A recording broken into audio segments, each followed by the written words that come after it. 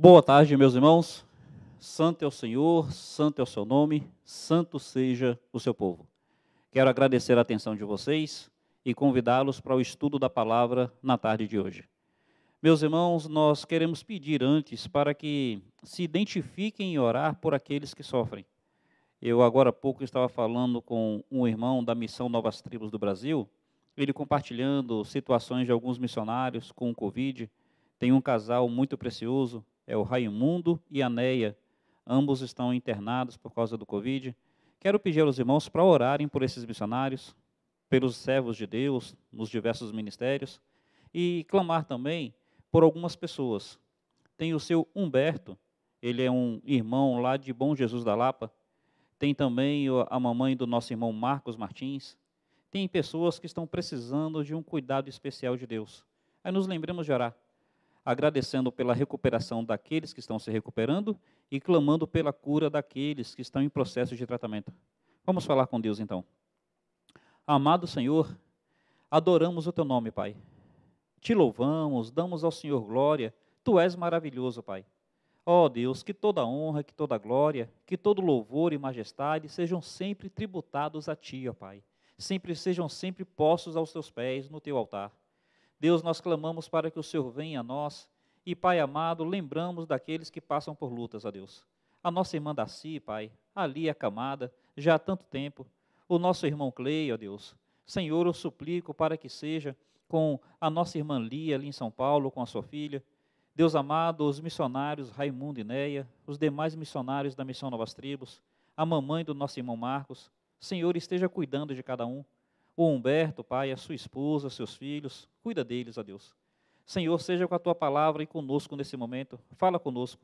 Em nome de Jesus eu te peço, ó Deus. Amém, Senhor. Amém. Meus irmãos, eu quero trazer um estudo aqui que tem uma lição espiritual e tipológica. Eu quero trazer um estudo sobre um povo que surgiu no Velho Testamento, que foi inimigo do povo de Deus.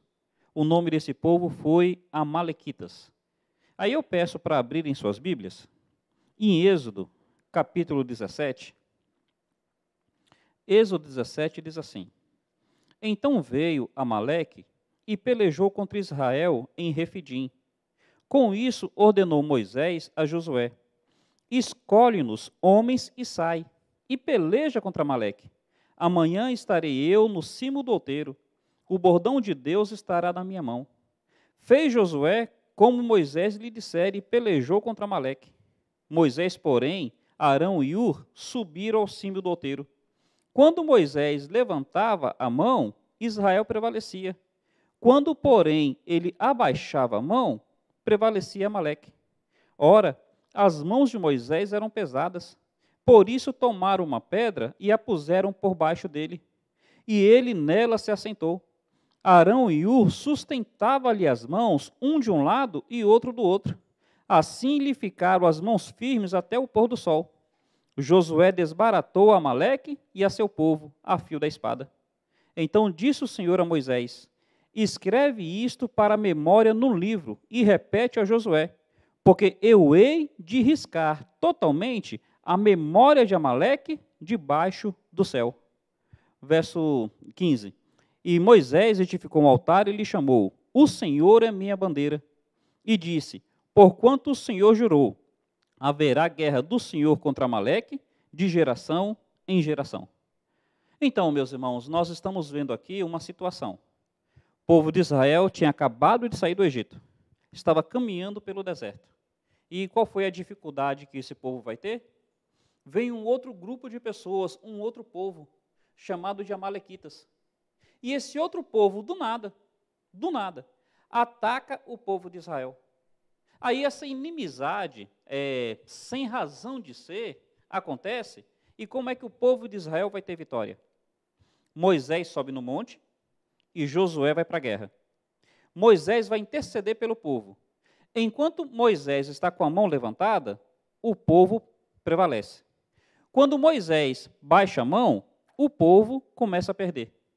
Aí os amigos de Moisés, Arão e Ur, percebendo isso, as mãos de Moisés pesadas, colocaram uma pedra para Moisés sentar e fizeram com que Moisés ficasse com as mãos levantadas, um de um lado, outro de outro, até o final do dia.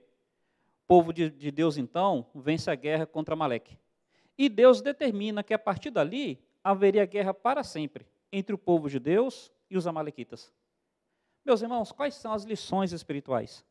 O que a Bíblia quer nos ensinar aqui? Tudo o que dantes foi escrito, para o nosso ensino foi escrito. O que a Bíblia quer nos ensinar aqui? Veja, Amaleque representa espiritualmente, representa tipologicamente a nossa natureza carnal, é a nossa carne. São os primeiros inimigos do povo de Deus no deserto. Meus irmãos, assim que nós somos redimidos, assim que nós somos transformados em Cristo, assim que a gente passa a dizer, quem está em Cristo, nova criatura é. Qual é a primeira dificuldade que o cristão enfrenta? A primeira e a constante dificuldade que ele vai enfrentar até o dia da sua partida, seja pela morte, seja pela glorificação. Qual é o grande inimigo que vai nos acompanhar em toda a nossa caminhada cristã? Nossa carne. É a nossa natureza pecaminosa. Então, esse povo aqui, os amalequitas, eles representam a nossa carne. A lição é a seguinte: os amalequitas, eles são descendentes de Esaú. Se lembram que havia 2 gêmeos, Esaú e Jacó? E os dois, desde o ventre, eles brigavam, eles conflitavam. Qual foi a grande diferença? A grande diferença entre Esaú e Jacó é que Jacó, ele foi transformado por Deus, ele se tornou Israel. Então Jacó, ele pôde desfrutar de uma nova natureza, quando ele foi tocado por Deus na sua coxa e ele passou a manquejar. Seu nome foi mudado de Jacó para príncipe de Deus, Israel. Então, a grande diferença entre Esaú e Jacó é que Jacó teve a sua natureza transformada. Esaú nunca teve a natureza transformada. Meus irmãos, em nós tem 2 naturezas. Tem a natureza que foi transformada por Deus. Tem a natureza de Cristo, que foi gerada em nós no momento que nós cremos. Mas tem uma natureza semelhante a de Esaú, a que nunca foi transformada e que jamais poderá ser transformada. Este é o grande inimigo de todo crente. Os amalequitas, eles foram os grandes inimigos do povo de Israel em toda a sua trajetória. Aqui no deserto, em primeiro lugar. Mas se você perceber, quando Saul era rei, o que fez com que Saul fosse desqualificado era porque Saul deveria aniquilar os amalequitas e não aniquilou. Quando você observa 1 Samuel capítulo 30, fala que Davi teve a sua cidade destruída, suas esposas e seus filhos levados. E quem foi o povo que fez isso? Os amalequitas. Quando você olha lá no livro de Esther, tem um homem chamado Amã. E esse Amã, ele elabora um plano para aniquilar todos os judeus. Sabe o que Amã era? Descendente dos amalequitas. Então, essa inimizade do povo chamado Amaleque contra o povo de Deus simboliza a inimizade da nossa carne com a nova natureza que é em Cristo. Tanto é que existe até um pensamento que sugere que o anticristo vai ser um amalequita. Mas aí é só conjectura. Meus irmãos, pensando na nossa carne, o que a Bíblia fala? Que a nossa carne não está sujeita à lei de Deus. E nem mesmo o pode estar. Percebe? A nossa carne, ela resiste. Ela não está sujeita e nem pode estar. A carne é irreconciliável. E quando eu falo carne aqui, eu estou me referindo à natureza pecaminosa. Aquela natureza que a gente recebeu de Adão, depois que Adão pecou. Aí a Bíblia vai dizer que a carne luta contra o espírito. E o espírito luta contra a carne. Estes se opõem um ao outro para que não façais o que quereis. O que a gente deve entender? Meu irmão, teu maior inimigo não está no campo político, não está no campo ideológico. Teu maior inimigo não está no teu trabalho, não está na sua vizinhança, não está no meio da sua parentela. Teu maior inimigo está em você. Teu maior inimigo é você mesmo. Meus irmãos, nós precisamos lutar contra os amaleques, contra os amalequitas que existem em nós. Há uma disposição, uma predisposição rebelde a Deus em nós, que se opõe. Tiago vai dizer que as contendas, que as pelejas que existem no meio do povo de Deus, vêm da própria carne que há em nós, das nossas motivações, dos nossos desejos, das nossas paixões, do que está dentro de nós. Jesus Cristo vai dizer que o que realmente nos contamina não é o que entra em nossa boca, mas é o que sai da nossa boca, porque da boca sai aquilo que está no coração. Entendamos isso. Qual é a dificuldade que você realmente tem no seu casamento? Não é sua esposa, não. Não é seu marido. Não que eles não tenham grandes parcelas de culpa, mas a grande dificuldade está na sua carne. Seu marido, sua esposa, não é que eles intencionam, é que eles também têm uma carne que é pecaminosa. A grande dificuldade que a gente precisa entender na vida cristã. O que a Bíblia nos ensina? Que a carne, assim como os amalequitas deveriam ser totalmente aniquilados, a nossa carne, ela deve ser totalmente mortificada. É por isso que Paulo vai dizer, olha, quem está em Cristo é nova criatura, as coisas velhas passaram. Vivo não mais eu, mas é Cristo que vive em mim. A nossa vida agora é na fé do Filho de Deus, que nos amou e a si mesmo se deu por nós. Meu irmão, nós precisamos negar a nossa carne. Precisamos negar o nosso eu. É por isso que Jesus falou assim, quem quiser vir após mim, negue-se a cada dia. Tem que negar a si, tem que negar a sua carne, porque nossa carne não quer seguir Cristo dia após dia. Aliás, nossa carne não quer seguir Cristo momento nenhum.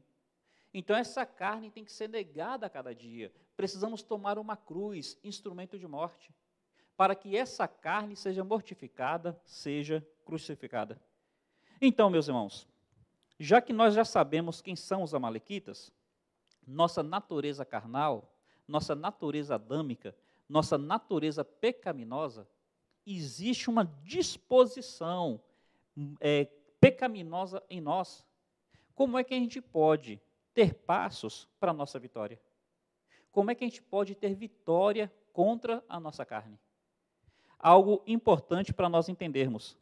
Essa narrativa aqui, ela não só mostra qual é o nosso inimigo, ela nos mostra princípios para que vençamos os nossos inimigos, a nossa carne. Mantém sua mão nessa passagem. Eu queria que você observasse o que Deus vai falar disso posteriormente. Sua mão nessa passagem, mas dá uma olhada em Deuteronômio 25. Ali em Deuteronômio, capítulo 25, se você observar a partir do verso 17, Deus fala assim, 25, do 17 ao 19. Lembra-te do que te fez Amaleque no caminho, quando saías do Egito.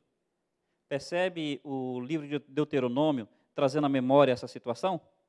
Como veio ao teu encontro e te atacou na retaguarda. Meus irmãos, olha, em primeiro lugar, a gente tem que entender como é que a nossa carne é. Nossa carne é traiçoeira. Nos atacou na retaguarda. Nossa carne é traiçoeira.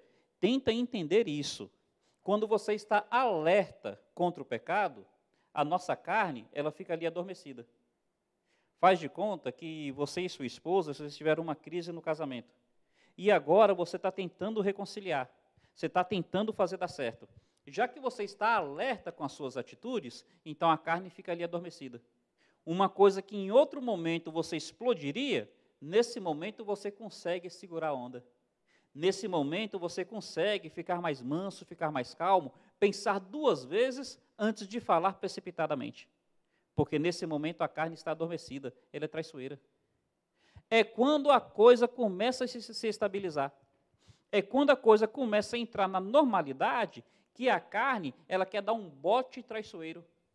Assim como os amalequitas atacaram pela retaguarda. atacaram pelas costas, atacaram de forma traiçoeira. Assim é a nossa carne. Meus irmãos, quando a Bíblia fala que a nossa necessidade de vigilância constante, olha, a nossa maior vigilância é acerca de nós mesmos. É acerca da nossa motivação, da nossa paixão. Essa carne ela é tão traiçoeira que a Bíblia diz assim, ó, enganoso é o coração, mais do que todas as coisas, e desesperadamente corrupto. Quem o conhecerá? É por isso que a Bíblia fala assim, maldito o homem que confia no homem. Maldito o homem que confia no homem, a gente pensa logo no homem que confia em outro homem. Não, não é só isso não. Maldito o homem que confia em si.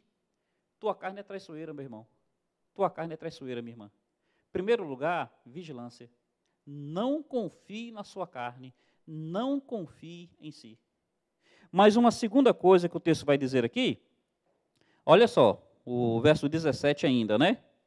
Como, Deuteronômio 25, verso 17.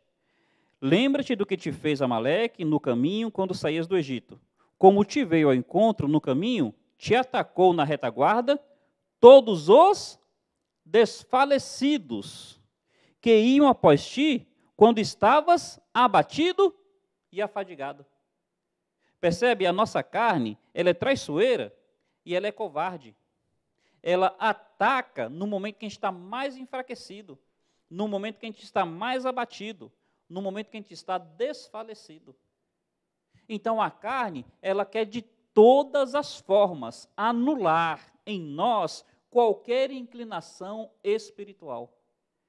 A Bíblia diz que a carne luta contra o espírito e o espírito luta contra a carne. Estes se opõem um ao outro para que não façais o que quereis. A carne, ela nos procura de uma maneira covarde. Os enfraquecidos, os abatidos, aqueles que estão desfalecidos. Olha, às vezes a pessoa, ela começa a ter um desânimo espiritual. Ela começa a ter um esfriamento espiritual. Esse é o momento perfeito que a carne quer se aproveitar. É nesse momento que ela faz as suas maiores investidas.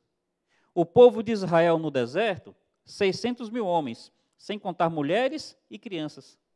Aí tinham aqueles que, devido ao sol quente, devido talvez a um peso maior, devido a não ter a mesma predisposição física, olha, por conjunto de fatores, eles iam ficando para trás. E atrás eles ficavam cansados, ficavam mais distantes.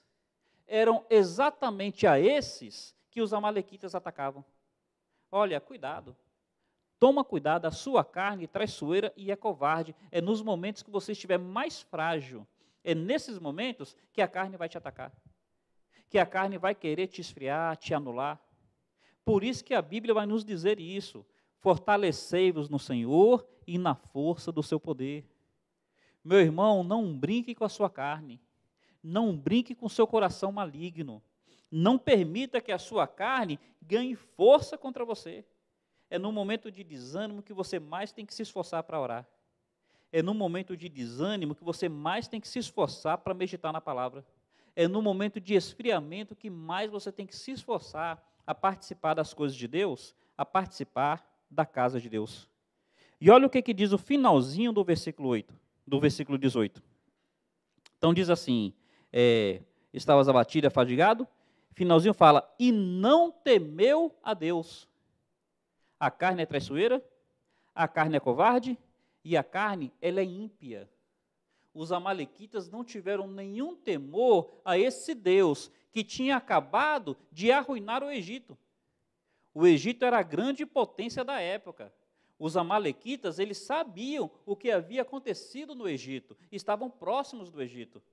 Eles sabiam que esse Deus humilhou todos os deuses do Egito, que esse Deus humilhou o faraó.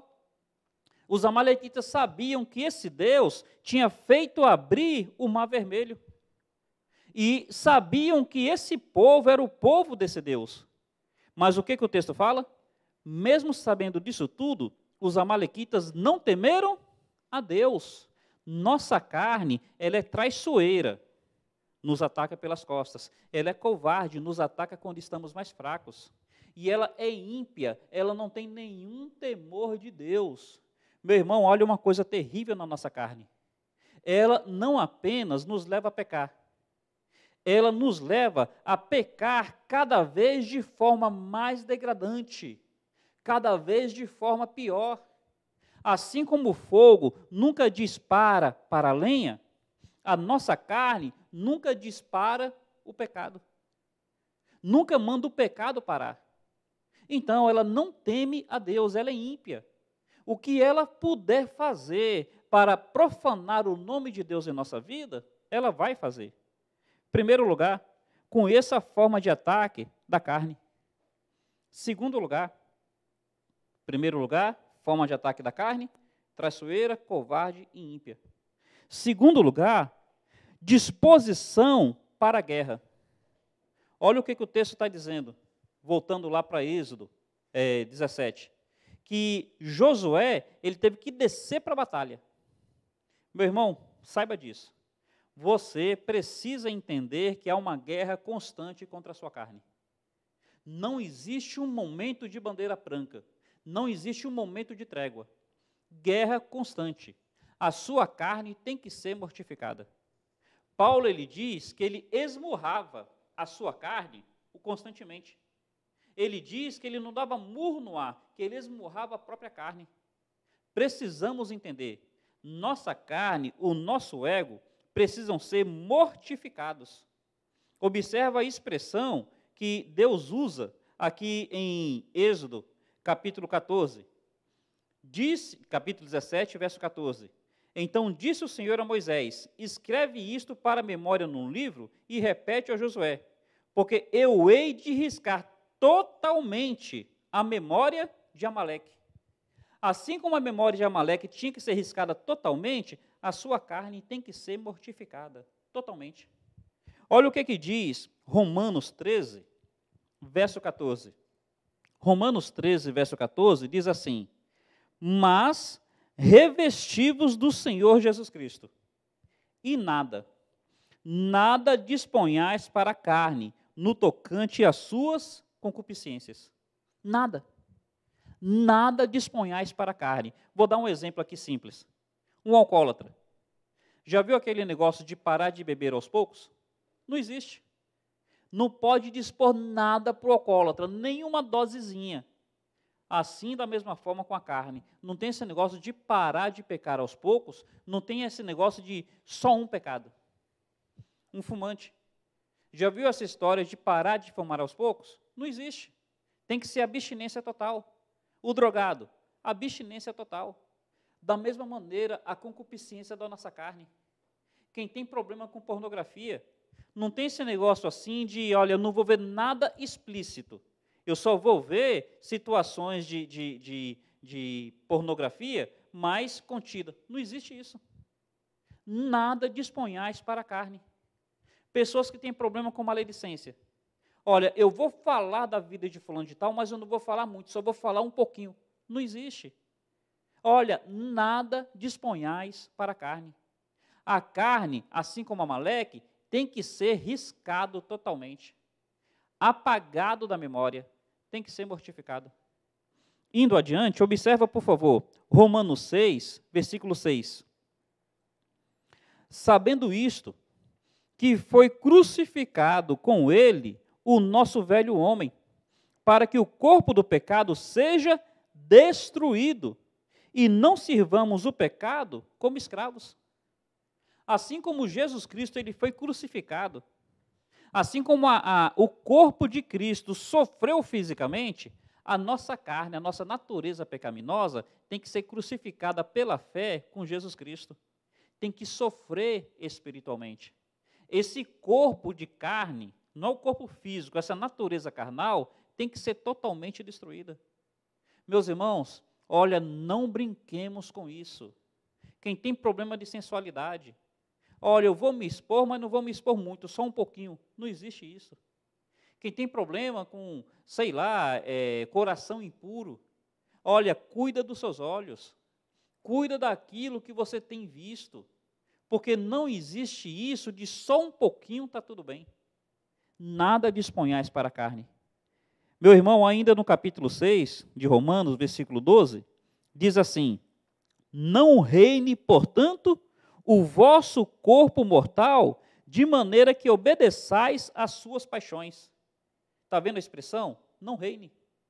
Não deixe que a sua carne te governe. Não se deixe ser dominado por essas inclinações pecaminosas. A Bíblia vai nos dizer que para haver vitória, assim como Josué tinha que se dispor para a guerra, tinha que se dispor para a batalha, e ali era uma questão de vida ou de morte, não havia empate. Vida ou morte, não existia empate. A nossa luta contra a carne. Olha, ou a carne anula o Espírito Santo em nossas vidas, se lembra aquele verso da Bíblia? Não apagueis o Espírito, ou não extingais o Espírito.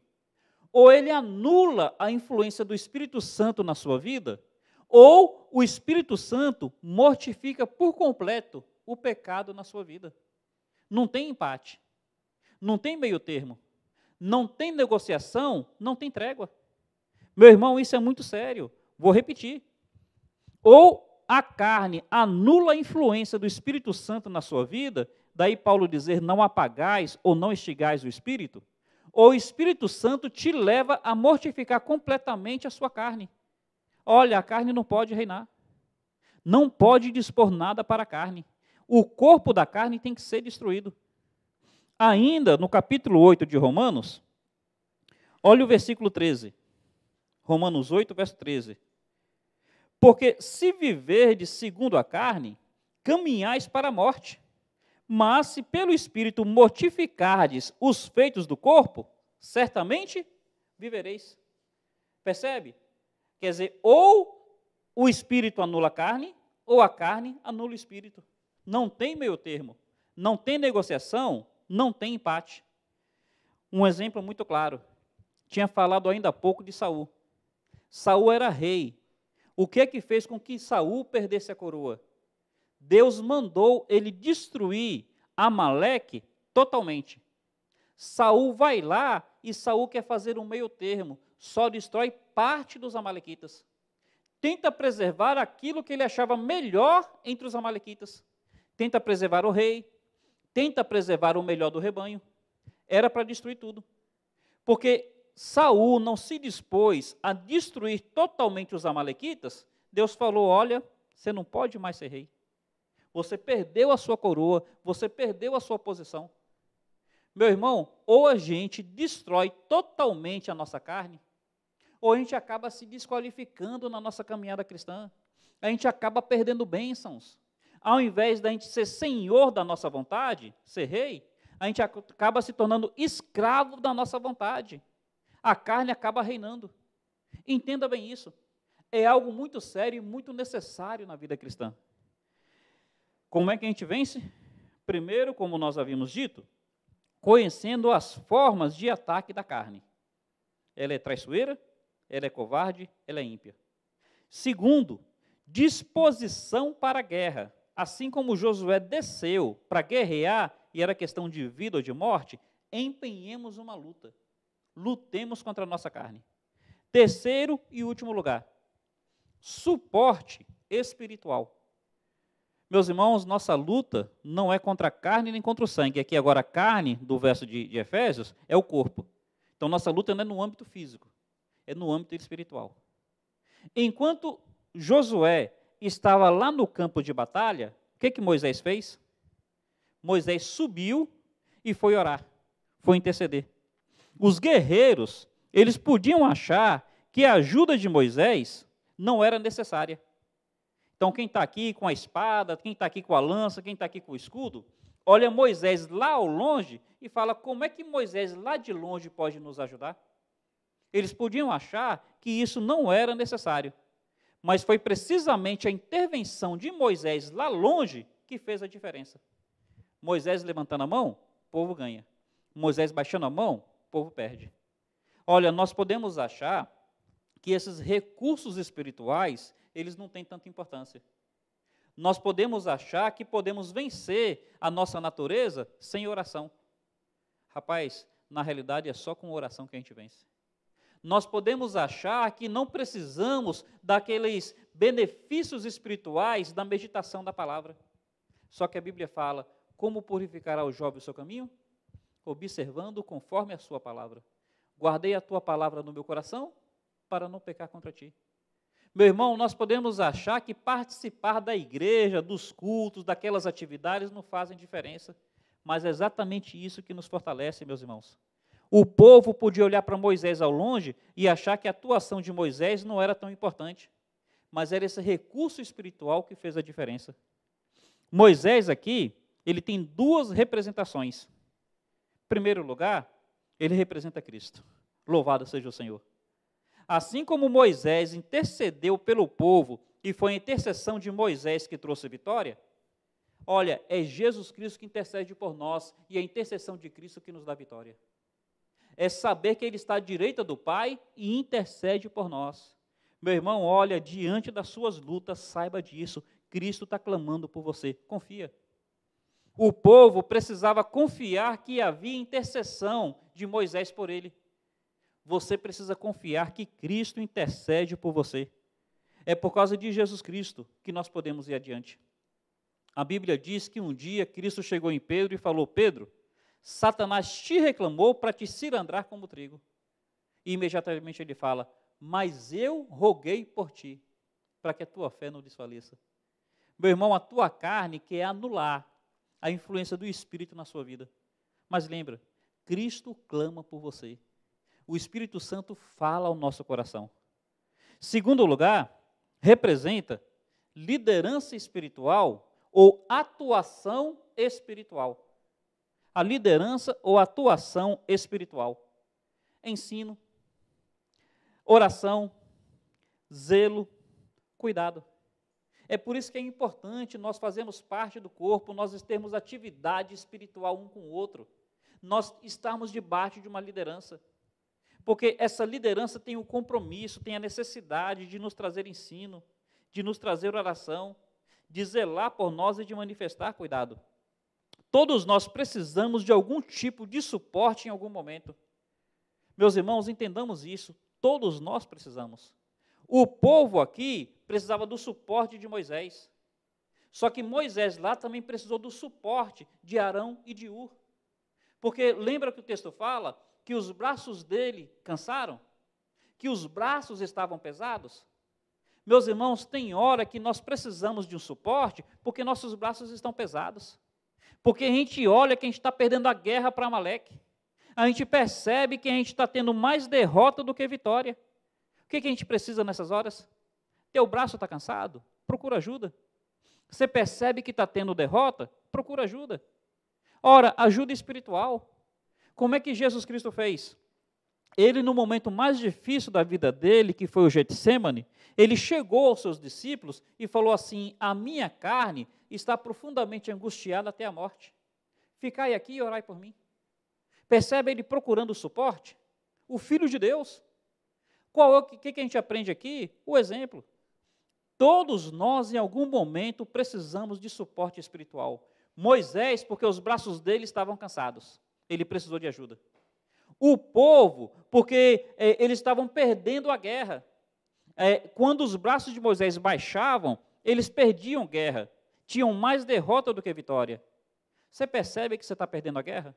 No seu casamento? Procura suporte espiritual. Não é guerra contra a esposa, viu? Não é guerra contra o marido. Contra as situações. Percebe que está perdendo a guerra? Procura suporte espiritual. Na sua vida cristã, percebe que está perdendo a guerra? Procura suporte espiritual. Pessoas que oram por nós. O próprio Senhor Jesus pediu que orassem por ele. Pessoas que sustentam as nossas mãos. Meus irmãos, os braços às vezes cansam. O fardo às vezes é pesado. Precisamos de pessoas que não que nos adulem, não que cossem o nosso ego, mas pessoas que sustentem a nossa mão, que nos ajudem a caminhar com Deus, que nos ajudem a enfrentar a nossa carne. Precisamos, meus irmãos. Já foi dito por alguém sobre oração, muito poder. Pouca oração, pouco poder. Essa frase é verdade? Essa frase não é verdade? Meus irmãos, eu não quero entrar no mérito da frase, mas eu posso dizer que uma vida sem oração é uma vida sem poder. Não quero falar que muita oração, muito poder, pouca oração, pouco poder, não vou entrar nesse mérito. Mas uma vida sem oração, com certeza, é uma vida sem poder. Já foi dito por alguém que a oração não é o preparo para a guerra. A oração é a própria guerra. Guarda isso no coração. Não é o preparo para a guerra. A oração é a própria guerra. É na oração que você ganha ou que você perde. Jacó foi lutando com Deus em oração, que o texto fala que ele lutou com Deus e prevaleceu. Quer dizer, prevaleceu contra a sua carne. É na oração que a gente ganha ou que a gente perde. Interessante que foi assim que Esther venceu Amã. Lembra que Amã era amalequita? Foi assim que Esther venceu Amã.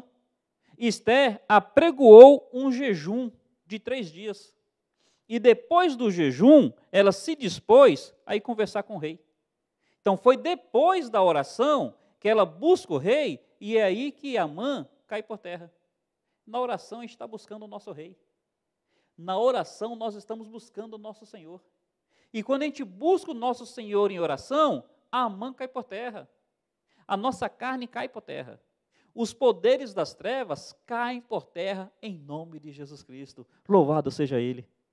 Também Davi, quando os amalequitas entraram na sua cidade, em 1 Samuel 30, fala que ele se angustiou, fala que ele chorou, estava tudo destruído, a esposa, os filhos, todos levados. O que fez a diferença? O texto fala que ele se reanimou no Senhor e que ele buscou a estola sacerdotal. Ele pediu para que o sacerdote trouxesse a estola sacerdotal. E então, com a estola sacerdotal, ele consulta o Senhor. Percebe como é que ele venceu os amalequitas? Oração. Se reanimou no Senhor, foi consultar o Senhor. Meus irmãos, oremos. Clamamos a Deus acerca da miséria do nosso coração, dessas inclinações más. Meus irmãos, clamemos ao Senhor. Indo adiante, a vitória só acontece por uma razão. Por uma razão. Capítulo 17, versículo 15, diz assim: Moisés edificou um altar e lhe chamou: O Senhor é a minha bandeira. A ideia é de guerra. Aí na guerra, cada exército levava um estandarte, levava a sua bandeira. E esse estandarte estava mostrando pelo que você lutava. Eu luto por essa bandeira, eu luto por esse estandarte. Sabe qual era a bandeira, o estandarte de Israel? O Senhor. O Senhor é minha bandeira. A expressão do hebraico é Jeová Nissi. O Senhor é minha bandeira, é pelo Senhor que eu luto, é pelo Senhor que eu tenho vitórias. Meus irmãos, é pelo Senhor que nós podemos mortificar a nossa carne. O homem sem Cristo não consegue. O homem sem Cristo pode ter formação psicológica, pode ter formação filosófica, pode ter formação educacional, pode ser ideológico, pode ser político. O homem sem Cristo não consegue. É só no Senhor, é só pelo Senhor, é só com o Senhor. Jeová Nissi, o Senhor é a nossa bandeira. Meus irmãos, o objetivo do estudo nessa tarde foi refletirmos sobre essa lição espiritual tão profunda e tão necessária para a nossa caminhada. Saiba disso, seu maior inimigo está em você mesmo, é a sua carne, é o seu coração, é o seu ego. Você precisa entender que a luta é constante, você precisa entender que a luta é grande. E olha, meu irmão, essa carne é traiçoeira, ela é covarde, ela é ímpia, não tem nenhum temor de Deus. Se você não anular totalmente a sua carne vai tentar anular totalmente a influência do Espírito na sua vida. Não relaxe, não se acomode. E em nome de Jesus Cristo, pelo Senhor que é a nossa bandeira, que Ele traga vitória sobre a sua vida. Louvado seja o Senhor. Obrigado pela atenção, vamos falar com Deus. Amado Pai, nós aqui em nome de Cristo clamamos ao Senhor para que nos ajude a vencer, ó Deus, as nossas batalhas contra a nossa carne que é tão má. Senhor, nos dá vitória, Pai. nos ajuda a crucificar a nossa carne, a mortificar, para que a vida de Cristo se manifeste em nós. Tem misericórdia. Em nome de Jesus Cristo eu te peço, ó Deus. Amém, Senhor. Amém. Um carinhoso abraço a todos. Próximo domingo estaremos com o nosso culto, pela manhã às 10h15 e à noite às 18 horas. Lembramos ainda que sábado amanhã nós teremos atividade dos adolescentes e dos jovens às 17 horas. Podendo, estejam conosco. Deus os abençoe ricamente. Um carinhoso abraço.